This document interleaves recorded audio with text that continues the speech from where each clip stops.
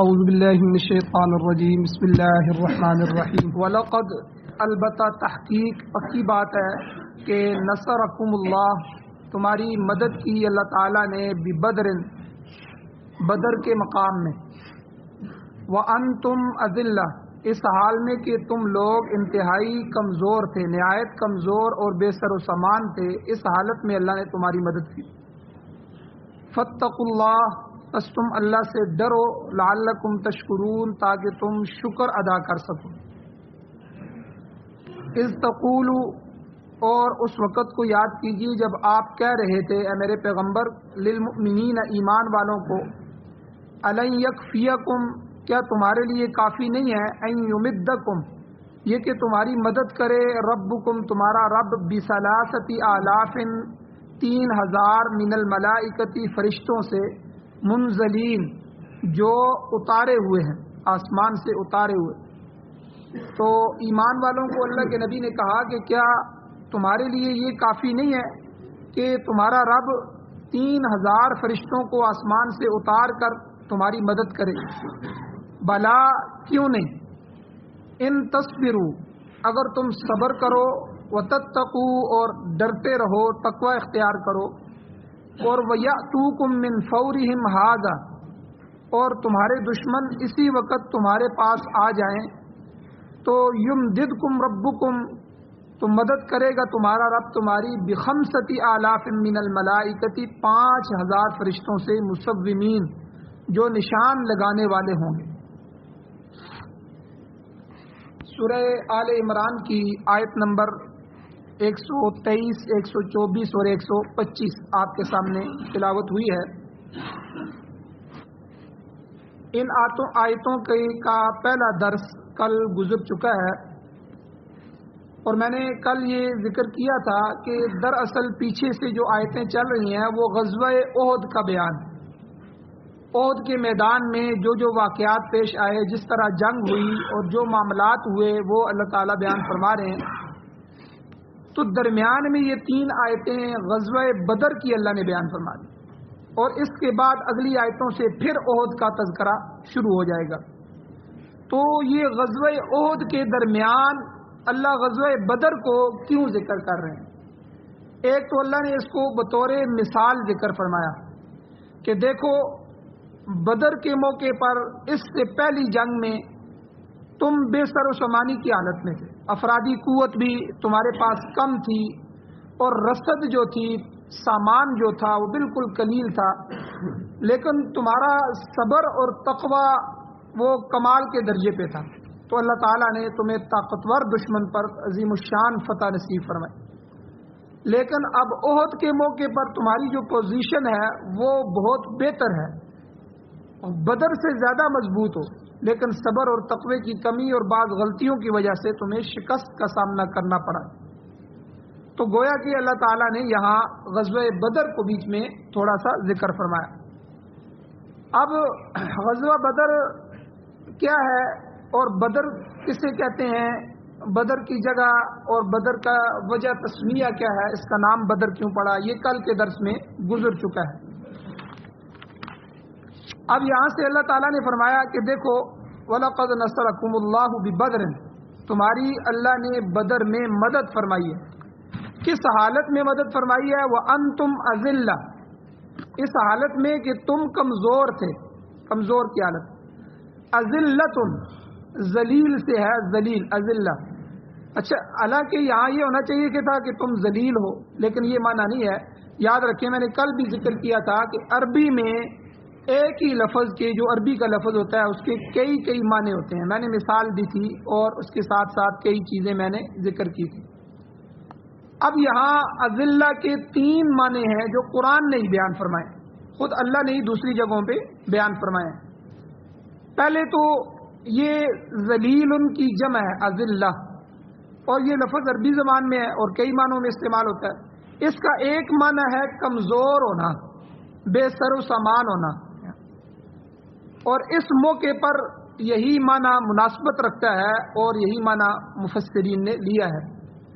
غزوہ بدر میں کیونکہ مسلمان انتہائی کمزور تھے، ان کے پاس صرف 1 یا 2 گھوڑے تھے، سارے لشکر کے پاس 70 ऊँट थे اور 313 आदमी 70 ऊँट हों तो आते हुए भी जाते हुए भी 2-2 3-3 आदमियों की बारी लगती थी कि वो एक एक ऊँट पे सवार होके जा रहे हैं, आ रहे हैं। और चंद एक शिकस्ता किस्म की तलवारें थीं और कुछ ज़रें भी थीं। बाकी तादाद उनकी 313 या 319 थी। ये दोनों रवायतें आती हैं, लेकिन मशहूर रवायत 313 की है। अब इनके मुकाबले में जो कुफ्फार थे उनके पास जो है 1000 का लश्कर था, 1000 अफराद थे और हर एक के पास तकरीबन, और जो आला किस्म के घोड़े थे 100 घोड़े ज़बरदस्त आला माहिर घोड़े थे। और इसी तरह माहिर सिपा सालार किस्म के लोग थे और सिपाही थे। फिर हर सिपाही के पास 2-2 ऊँट थे, यानी अगर 1000 का लश्कर है तो 2000 ऊँट उनके पास थे। और इसके अलावा खाने पीने के जो सामान था उसकी भी फरावानी थी, और जो लड़ाई का सामान ज़र्ब व हर्ब का सामान था वो भी, उससे भी वो लेस थे। तो ज़ाहिर है कि उनके मुकाबले में मुसलमान बहुत ज़्यादा कमज़ोर थे, बेसरो सामान थे। इसलिए अल्लाह ने यहाँ अज़िल्लतुन फरमाया कि तुम इंतहाई कमज़ोर थे, तुम्हारा दुश्मन इंतहाई मजबूत था, अल्लाह ने इस हालत में भी तुम्हारी मदद फरमाई। ये तो एक माना है जो यहाँ इसका लिया गया है। तो अज़िल्लतुन का एक माना, ज़लील उनका माना नरम मिजाज भी आता है। जो आदमी मिजाज में नरम हो, किसी से नरमी करने वाला हो, उसको कहते हैं ज़लील अरबी में। ये दूसरा माना है। इसकी मैं आपको मिसाल देता हूँ। सूरह माइदा के अंदर अल्लाह ताला ने अहले ईमान की सिफ़त बयान फरमाई है, अज़िल्लतिन अलल मुमिनीन अइज़्ज़तिन अलल काफिरीन। यानी ईमान वाले ऐसे लोग हैं कि वो ईमान वाले मोमिनों के लिए नरम मिजाज है। अज़िल्लतिन अलल मुमिनीन, ये ईमान वालों की सिफ़त है कि वो ईमान वालों पर नरम मिजाज हैं, और अइज़्ज़तिन अलल काफिरीन, काफिरों पर सख्त होते हैं। ये सिफ़त है उनकी। तो गोया के दूसरी जगह अल्लाह ताला ने फरमाया मुहम्मदुर रसूलुल्लाह, कि मोहम्मद सल्लल्लाहु अलैहि वसल्लम अल्लाह के रसूल हैं। वल्लज़ीना मअहू अशिद्दाउ अलल कुफ़्फ़ार रुहमाउ बैनहुम, कि जो लोग उनके साथ हैं, उनके सहाबा, उनकी सिफ़त अल्लाह ने बयान फरमाई कि वो काफिरों पर सख्त हैं, और रुहमाउ बैनहुम, आपस में वो नरम रहम दिल हैं, नरम मिजाज। तो एक दूसरे के लिए बड़े ही नरम मिजाज है। तो ज़लील उनका एक माना नरम मिजाज भी होता है, और तीसरा माना ज़लील का इज्जत के मुकाबले में होता है, जो हम उर्दू में लेते हैं, यार तू बड़ा ज़लील आदमी है, यानी क्या मतलब कि तुम्हारी इज्जत नहीं है, इज्जत के मुकाबले में ज़लील कहते हैं। ये तीसरा माना है। तो ये भी कुरान मजीद में बयान हुआ है। तो हकीर और रुसवाई के माने में कि अल्लाह ताला को कुरान मजीद में फरमाते हैं व तो इज़्ज़ु मन तशा व तो ज़िल्लु मन तशा, ये ज़लील। ऐ अल्लाह, ऐ मेरे परवरदिगार, आप जिसे चाहते हैं इज्जत अता फरमाते हैं, व तो ज़िल्लु, और जिसे चाहते हैं आप ज़लील कर देते। तो इसमें जो है ये मिसाल दी गई है। और इसी तरह की एक मिसाल इसी माने की सूरह नमल के अंदर 19वें पारे में, 18वें पारे में, 19वें पारे के अंदर आती है कि मलका सबा जो थी, वो सुलेमान अलैहिस्सलाम के ज़माने में जो मलका थी, मलका बिल्कीस, मलका सबा, उस मुल्क की, तो उसको सुलेमान अलैहिस्सलाम ने ख़त भेजा। उसका जिक्र आगे आएगा सूरह नमल के अंदर, पूरी तफसील आएगी। हुदुद गायब हो गया, और हुदुद ने वो नक्शा देखा, वो लोग देखे। फिर दरबार में जब हाजिर हुआ तो सुलेमान अलैहिस्सलाम ने पूछा कहाँ गया था। उसने सारा वाक़या सुनाया कि मैंने तो ऐसे लोगों को देखा है जो सूरज की पूजा करते हैं, उनकी इतनी बड़ी बड़ी सल्तनतें हैं, इतनी बड़ी इमारतें हैं, और ऐसा तख्त है। तो इस तरह की जब बातें उसने की तो फिर सारा वाक़या उसमें आएगा। तो बहरहाल सुलेमान अलैहिस्सलाम ने मलका बिल्कीस को, उस मुल्क सबा की जो मलका थी, उसको ख़त लिखा कि तुम अल्लाह ताला के जो है हुक्म को मान लो, और मैं अल्लाह का नबी हूँ, अगर नहीं मानती तो मैं तुम्हारे ऊपर हमला करूँगा। तो वहाँ इस मकाम पर कुरान मजीद ने जो मलका बिल्कीस के अल्फाज हैं, उसने अपने दरबारियों को, अपने वज़ीरों को जो अल्फाज कहे थे उनको जिक्र किया। उसने कहा कि वजअलू अइज़्ज़त अहलिहा अज़िल्ला।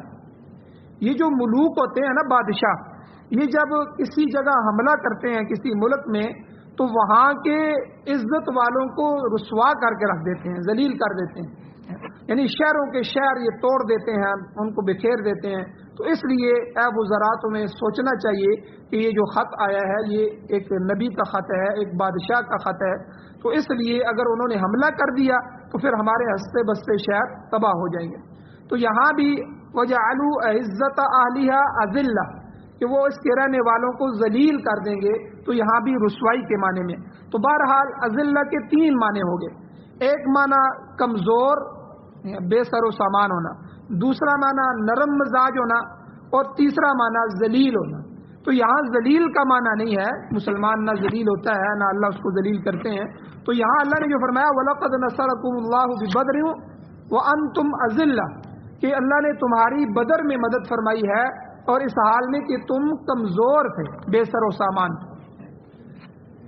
اب آگے اللہ تعالیٰ نے فرمایا حضور علیہ الصلوۃ والسلام کو، اہل ایمان کو، کہ اس کمزوری اور بے سر و سامانی کی حالت میں اللہ نے عظیم الشان جو فتح تمہیں عطا فرمائی ہے، تو یہ بہت بڑی فتح ہے۔ یاد رکھیں غزوہ جو بدر ہے دنیا کی تاریخ میں، یہ جو جنگیں ہوتی ہیں یہ جنگیں تاریخ میں محفوظ ہو جاتی ہیں، پھر تجزیہ نگار جو ہوتے ہیں، تجزیہ کرنے والے ان جنگوں کا تجزیہ کرتے ہیں، آنے والی تاریخ لکھی جاتی ہے، اس پر پورا ایک مرتب کلام لکھا جاتا ہے، ان کو جنگوں کو محفوظ کیا جاتا ہے دنیا کی ہسٹری میں، دنیا کی تاریخ میں، کیونکہ یہ وقت تو رہنا نہیں ہے، ایک وقت آئے گا 200 سال بعد، 300 سال بعد، 400 سال بعد، تو یہ پچھلی تاریخ پچھلی رہ جائے گی، تو اس تاریخ کو لکھا جاتا ہے۔ تو جو بدر کی تاریخ ہوئی ہے، غزوہ بدر کا جو نقشہ تھا، تو خاص کر کے فرانسیسی اور انگریز اور بعض دیگر غیر مسلم جو مفکرین ہیں، انہوں نے اپنی کتابوں میں یہ تسلیم کیا ہے کہ مشرکین مکہ کے خلاف جو یہ مسلمانوں کی فتح تھی، یہ فتح مبین تھی، یہ اللہ تعالیٰ نے ان کو بڑی فتح عطا فرمائی تھی، اور اللہ تعالیٰ نے مسلمانوں کو یادگار فتح عطا فرمانے کے ساتھ ساتھ فرمایا کہ اے مسلمانوں فاتقوا اللہ، اللہ تعالیٰ سے ڈرو، لعلکم تشکرون، تاکہ تم شکر ادا کر سکو۔ یعنی تقوی سے مراد کیا ہے؟ کفر، شرک اور گناہوں سے بچنا، اور جو حدود شریعت ہے، شریعت کی جو حدیں ہیں ان کی حفاظت کرنا، اور عدل و انصاف پر عمل پیرا ہونا، عدل و انصاف کو قائم کرنا۔ ظاہر ہے کہ جو شخص اس معیار پر پورا اترے گا وہ یقیناً شکر گزار ہوگا۔ تو اللہ نے یہاں یہی فرمایا کہ تم تقوی اختیار کرو گے تو یہی سمجھا جائے گا کہ لعلکم تشکرون، تم میرے شکر گزار بن رہے۔ اور اس کے خلاف جو کافر ہوتے ہیں، مشرک ہوتے ہیں، بد عقیدہ قسم کے لوگ ہوتے ہیں، وہ اس معیار پر نہیں اترتے، اسی لیے وہ اللہ کے نافرمان اور ناشکرے کہلاتے ہیں۔ تو مقصد یہ ہے کہ اللہ تعالیٰ کا شکر اسی صورت میں ادا ہو سکتا ہے کہ انسان تقوی اختیار کرے۔ اور آگے اللہ تعالیٰ نے بدر کا وہ پورا نقشہ بیان فرمایا۔ اللہ تعالیٰ فرماتے ہیں اذ تقول للمؤمنین، اے میرے پیغمبر وہ وقت بھی ہے، اس کو یاد کیجئے کہ جب آپ ایمان والوں سے کہہ رہے تھے الن یکفیکم، کیونکہ ظاہر بات ہے ایک طرف 313 ہو، ایک طرف 1000 کا لشکر ہو، اور روب تو پڑ جاتا ہے، دل میں تھوڑی سی بات آتی ہے، تو یہ قرآن کی آیتیں نازل ہوں، تو حضور نے ایمان والوں کو کہا الن یکفیکم، کیا تمہارے لیے یہ کافی نہیں ہے ان یمدکم ربکم بثلاثۃ آلاف، کہ اللہ تعالیٰ تمہاری مدد کرے 3000 فرشتوں کے ساتھ، من الملائکۃ منزلین، منزلین یعنی اتارے ہوئے فرشتے، آسمان سے اللہ فرشتے اتار کر تمہاری مدد فرمائے۔ اب اس آیت کا شان نزول کیا ہے، اس کا پس منظر کیا ہے، یہ آیت کیوں نازل ہوئی؟ اصل میں مسلمانوں کے مقابلے میں کافروں کی تعداد پہلے ہی زیادہ تھی، اور بعض میں یہ تعداد 1000 لکھی ہے، اور زیادہ مشہور قول یہی ہے کہ 313 کے مقابلے میں 1000 ہے، لیکن بعض حضرات نے یہ تعداد کافروں کی 1500 لکھی ہے، یعنی 313 کے مقابلے میں 1500 تھے۔ بہرحال یہ تعداد ویسے بھی کافروں کی زیادہ تھی، اور پھر اوپر سے ایک بات مشہور ہو گئی، وہ بات یہ تھی کہ دیکھو جی کافر اتنے میدان میں آ چکے ہیں، ان کی مدد کے لیے ایک بڑا مشرک قبیلہ تھا، اس کا بڑا سردار کرز بن جابر، وہ مزید لشکر لے کے اور آ رہا ہے، وہ کافروں کے ساتھ مل جائے گا، اور وہ کافروں کا لشکر اور بڑا لشکر ہو جائے گا۔ ظاہر ہے کہ یہ خبر جو ہے بڑی سخت خبر تھی، اس سے مسلمانوں کے حوصلے پست ہونے کا خطرہ تھا، لہذا اس وحشت کو دور کرنے کے لیے اللہ تعالیٰ نے اپنے نبی کو بذریعہ وحی یہ بشارت دی کہ مسلمان دشمن کی کثرت تعداد کی وجہ سے خوف نہ کھائیں کہ ہمارا دشمن زیادہ ہے، اللہ تعالیٰ بلکہ تمہاری مدد فرمائیں گے، آسمان سے 3000 فرشتوں کو نازل فرما کر اتار۔ تو اللہ تعالیٰ نے مسلمانوں کی حوصلہ افزائی کے لیے 3000 فرشتوں کا ذکر فرمایا یہاں، بلکہ جیسا کہ اگلی آیت میں آ رہا ہے اللہ نے فرمایا اگر ضرورت پڑی تو بوقت ضرورت اللہ تعالیٰ 5000 فرشتوں کو جو ہے وہ نازل فرمائیں گے، یہ تمہارے ساتھ اللہ کا وعدہ ہے۔ لیکن حقیقت میں جو ہے 1000 فرشتے اللہ تعالیٰ نے بھیجے تھے، ان کی مدد ہوئی تھی، اور اس کی تفصیل پورا سورہ انفال کے اندر آگے آئے گی۔ تو بہرحال چونکہ کافروں کو مزید وہ لشکر نہیں پہنچا تھا، وہ غلط خبر تھی اور مزید کمک نہیں آئی تھی، اس لیے اللہ تعالیٰ نے بھی 1000 فرشتوں کو جو ہے بھیجا اور ان کے ذریعے مشرکین کو شکست فاش دی۔ اب یہاں پر اللہ نے ایک لفظ ذکر فرمایا فرشتوں کے بارے میں۔ یہ فرشتے کیسے ہوں گے کہ اللہ نے کہا منزلین، یعنی اتارے ہوئے فرشتے۔ ظاہر ہے یہ فرشتے اللہ کے حکم سے اترے تھے۔ اب یہ کیسے اترے تھے اور کیا وہ بدر میں موجود تھے، انہوں نے جنگ کی ہے؟ اب اس میں بہت سی احادیث موجود ہیں۔ ایک حدیث میں حضرت عبد الرحمن بن عوف رضی اللہ تعالیٰ عنہ کا بیان ہے، وہ فرماتے ہیں کہ بدر کے میدان میں حضور صلی اللہ علیہ وسلم کے قریب تھا۔ صحابہ میں سے جو جری قسم کے، بلکہ جو جتنی محبت ہوتی تھی ان کی کوشش ہوتی تھی کہ جنگ میں حضور کے قریب رہوں کہ کوئی کافر نبی علیہ السلام کو تکلیف نہ دے سکے۔ کہتے ہیں کہ میں نے کیا دیکھا کہ حضور علیہ السلام کے دائیں طرف بھی اور بائیں طرف بھی سفید پگڑی والے 2 آدمی لڑ رہے ہیں اور کافروں سے مقابلہ کر رہے ہیں، اور وہ گھوڑی پر سوار تھے اور گھوڑی کو کہہ رہے تھے اقدم خیزوم اقدم خیزوم، اے خیزوم آگے بڑھ آگے بڑھ آگے ہو جا۔ کہتے ہیں اتنے میں نے ایک کافر مرا ہوا دیکھا، حالانکہ میرے سامنے وہ کافر زندہ تھا، لیکن اچانک میں دیکھتا ہوں وہ کافر مرا ہوا ہے۔ فرماتے ہیں کہ میں حضور کے پاس پہنچا، میں نے حضور علیہ الصلوۃ والسلام سے پوچھا کہ حضور کہ ایسے لوگ میں نے پہلے کبھی نہیں دیکھے، ظاہر بات ہے ہم مدینہ سے آئے ہیں، ہم اپنے لوگوں کو پہچانتے ہیں، تو یہ عجیب لوگ ہیں، سفید لباس سفید پگڑیاں اور اتنے بہترین گھوڑے، تو یہ کون لوگ ہیں جو آپ کے دائیں طرف بھی اور آپ کے بائیں طرف بھی ہیں؟ تو آپ علیہ الصلوۃ والسلام نے ارشاد فرمایا کہ یہ جبرائیل اور میکائیل ہیں، یہ حضرت جبرائیل اور میکائیل ہیں، یہ اللہ تعالیٰ نے ان کو اتارا ہے۔ تو ان فرشتوں کے اتارنے کا اللہ نے ذکر بھی فرمایا اور ان کی حکمت کا تذکرہ سورہ انفال میں بیان فرمایا۔ تو بہرحال یہاں پر اہل ایمان کو تسلی دی گئی ہے کہ وہ ہمت نہ ہاریں، بلکہ نصرت الہی پر بھروسہ کریں، اللہ کی مدد پر بھروسہ کریں۔ اور آگے اللہ نے فرمایا بلا، کیوں نہیں، ان تصبروا وتتقوا، اگر تم صبر کرتے رہو گے۔ بدر کی جنگ میں واقعی مسلمانوں نے صبر کا عظیم مظاہرہ کیا۔ صبر اور بے قراری یہ دونوں متضاد چیزیں ہیں، بے قرار ہونا اور صبر کرنا۔ صبر میں اپنے دل کو مضبوط کرنا ہوتا ہے اور بے قراری میں دل چھوڑ دینا ہوتا ہے۔ تو صبر یہ روح کی صفت ہے، یاد رکھیں ہمارے جسم میں 2 چیزیں ہیں، روح اور جسم۔ صبر جو ہے یہ جسم کی چیز نہیں ہے، یہ روح کی چیز ہے۔ روح قرار میں آئے، روح بے قرار ہو جائے، ٹھیک ہے نا، یہ روح کی چیز ہے۔ اور بے قراری جو ہے یہ نفس کے اندر پائی جاتی ہے، یہ جسم کے اندر پائی جاتی ہے۔ جب روح کی صفت نفس کی صفت پر غالب آ جائے گی تو انسان کو اطمینان قلب نصیب ہو جاتا ہے۔ تو اس لیے کہتے ہیں یہ جو ذکر ہوتا ہے، ذکر اس سے روح تڑپتی ہے، ذکر اللہ کا ذکر کرنے سے روح کو سکون ملتا ہے۔ جب روح کو سکون ملتا ہے تو جو ہمارے جسم میں دل دھڑک رہا ہے، دل سکون میں آ جاتا ہے۔ اللہ نے قرآن میں کیا کہا، الا بذکر اللہ تطمئن القلوب، اللہ اپنے تمہارے سن لو، اللہ نے کہا خبردار سنو میری بات۔ الا یعنی الا کا لفظ ہوتا ہے توجہ سے سنو، بذکر اللہ، اللہ کے ذکر کے ساتھ ہی تطمئن القلوب، دلوں کو سکون ملتا ہے۔ جتنا اللہ کا ذکر کرو گے اتنا تمہارے دل کے اندر سکون پیدا ہوگا۔ اس لیے ہمارے حضرات علماء یہ نسخہ بتاتے ہیں، گویا کہ یہ وظیفہ بتاتے ہیں کہ جس وقت انسان بے قرار ہو، مختلف حالت ہوتی ہے، کبھی پریشان بھی ہو جاتا ہے کسی وجہ سے، دل بے قرار ہوتا ہے، تو اللہ کا ذکر شروع کر، اللہ اللہ، یہ اللہ کا ذکر کرے، لا الہ الا اللہ کا ذکر کرے اور نبی علیہ الصلوۃ والسلام پر درود بھیجنا شروع کر دے، تو تھوڑی دیر میں 5 منٹ 10 منٹ میں اس کا دل بالکل بے سکونی سے نکل جائے گا، بے قراری سے نکل جائے گا اور وہ انتہائی چین اور سکون میں آ جائے گا۔ تو اس لیے یاد رکھیں، یہاں بھی اللہ تعالیٰ نے یہی فرمایا کہ صبر جو ہے اے ایمان والو بہت بڑی صفت ہے، اور اس کا امتحان مصیبت کے وقت آتا ہے۔ جب مصیبت آئے گی تو صبر کرے گا، ویسے صبر کا کیا پتہ چلتا ہے، اور اطاعت کرنے کے موقع پر پتہ چلے گا کہ یہ اس نیکی پر ڈٹتا ہے کہ نہیں، صبر کرتا ہے کہ نہیں، اور گناہ کے ارتکاب کے وقت پتہ چلے گا کہ گناہ سے بچنا جو ہے یہ بھی ایک صبر ہے، یہ کرتا ہے کہ نہیں۔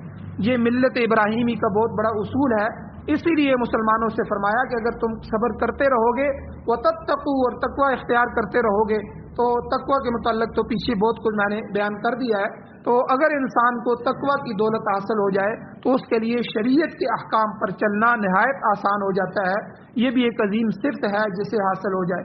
اس لیے اللہ نے فرمایا وَيَأْتُوكُم مِّن فَوْرِهِمْ هَٰذَا، اگر دشمن تمہارے مقابلے میں اچانک آ جائیں، یعنی یہ جو وہ جس کے بارے میں کہا گیا تھا قرز بن جابر، اگر وہ پیچھے سے لشکر لے کے آ بھی جائے تو اللہ تعالیٰ نے کہا کہ من فَوْرِهِمْ هَٰذَا، اگر تمہارا دشمن یہاں کمک لے کے پہنچ جاتا ہے تو تم نے پھر بھی نہیں گھبرانا، یمددکم ربکم بخمسۃ آلاف، پھر اللہ 3000 فرشتوں سے نہیں بلکہ 5000 فرشتوں سے تمہاری مدد فرمائیں گے، اور میدان میں اللہ تمہارے سامنے اس فوج کو بھی بڑھا دیں گے، فرشتوں کی فوج کو۔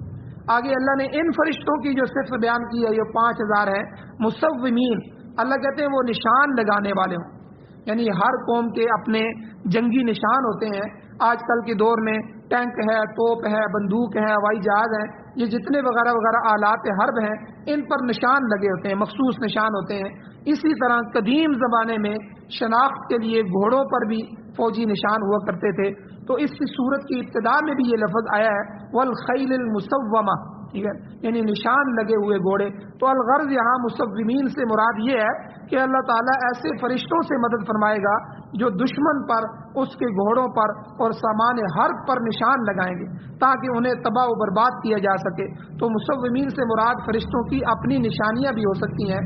حدیث شریف میں آتا ہے، اس سے معلوم ہوتا ہے کہ یہاں فرشتوں کی نشانی سفید امامے تھے، جبکہ احد کے میدان میں ان کی جو نشانی تھی وہ سرخ امامے تھے، ٹھیک ہے، احد میں سرخ پگڑیاں تھیں اور بدر میں سفید پگڑیاں تھیں۔